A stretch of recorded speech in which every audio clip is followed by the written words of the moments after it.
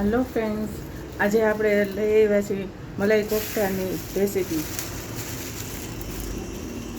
બટેટા બાફેલા લઈ લીધા છે 5 નંગ, અને પનીર છે ખમણેલું, અને એક લીલું મરચું લેવાનું છે કટકી કરેલી, અને બાકી બધા મસાલા એડ કરું છું. જુઓ,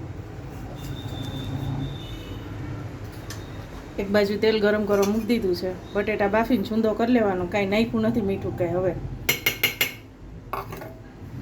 લીલા મરચાં, હળદર, ગરમ મસાલો, લાલ મરચું,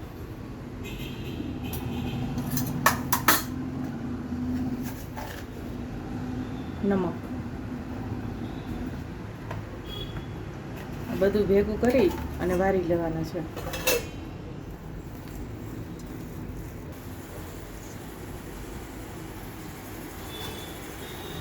આવી રીતના તપકીરમાં રગદોડી અને પછી આમ તળી લેવાનું છે.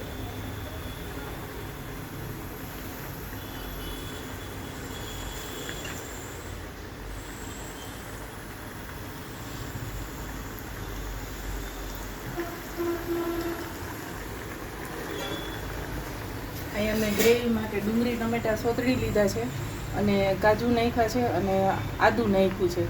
ખાલી જીરું મૂકીને હળદર મીઠું નાખીને સોતળી લેવાનું, પછી મિક્સરમાં પીસી નાખવાનું. આપણી ગ્રેવી બહુ સરસ બનશે.